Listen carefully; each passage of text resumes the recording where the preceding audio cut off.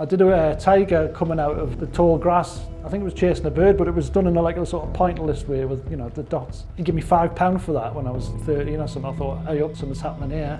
I can see a future here. Hi, it's Robert Oxley here. I'm down at Castle Fine Art headquarters signing my new prints called The Dark Knights. The inspiration for The Dark Knights is a continuation of my last collection, The Three Kings. I wanted to keep the same sort of theme going of the sort of royal connections, the sort of heraldic mythology behind it, and bring a little bit more colour back into my work, as I've spent the last year doing a bit more natural palette. So it was a bit more jazzy, a bit more funky, get back to the psychedelic colours. And I also like the mythology of the Dark Knights. The origins come from Arthurian legends, where they had the White Knight, which was goodwill, and I wanted to do the opposite of that, the Dark Knights, which weren't bad, but they were good of heart, a bit cunning and manipulative, a bit pragmatic, which I thought lends itself to the big cats.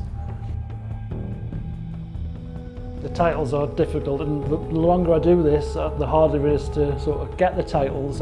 Must have done like 700 pieces in this style, and the longer it goes on, the harder it is. So these titles came from rivers, which is nearby where the animals live. Rufiji, which is a river in Tanzania, which lions live close by. So I thought it was nice to use the rivers as titles, as they're like the lifeblood of their ecosystem. Big cats are at the top of the food chain, and the rivers fit in with that really well. One of them is called Calathea, which at the time when I first started doing this collection in lockdown, I started buying a lot of house plants, which got out of hand. Like I must have nearly 50 house plants now. And my favourite out of them was a Calathea, which is a prayer plant. And on an evening, all the leaves sort of close up together. I just thought it was a lovely name, and I thought I'm going to use that.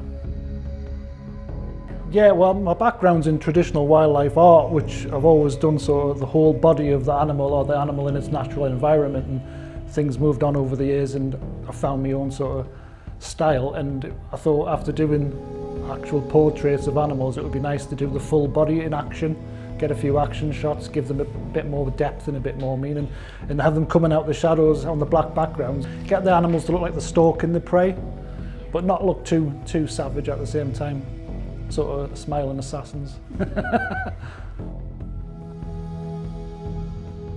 It starts pretty early, about 8:30. I might listen to a podcast, put podcasts on, a 3 or 4 hour podcast, and then just lose myself in the day, really. Time really flies.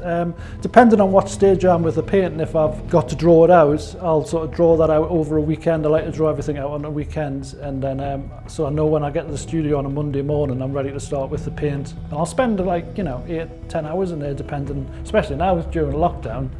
I'm in there 24/7, I wanted to be an artist because I didn't want to do 9 till 5, and then I've ended up with a 24/7.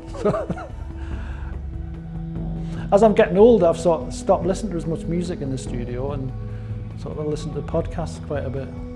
If I can hear somebody else talking, it's sort of, I've got to get out of your own way a little bit. If I'm left with my own thoughts in the silence, then the carnival starts in my head, and I'm not doing any work then. So it's just something to keep my mind occupied. Well, there's a couple really. There's one time I painted a jaguar for the Big Cat Sanctuary in Kent, and we did an unveiling in front of the enclosure with the big cat. It was the cat that was featured on the TV show, Big Cat in My House. And she came out of the bush as a jaguar, right up to the glass panel where we were doing the presentation, and looked over at the artwork, and then looked at me, and looked back at the artwork. That was pretty wild. Had a bit of a tear in my eye over that one. But anytime somebody hits me up on social media and says, look, my children love your artwork, and they spend all the time copying it, that's great. I mean, if you can affect somebody like that, that's, what else is there really? I had a lovely video a few weeks back of a mum sending in her son sitting in the kitchen table with a bit of paper pointing at one of my elephants, going, I want that picture on here, I want that on here. It's great. It's that sort of thing really makes me smile.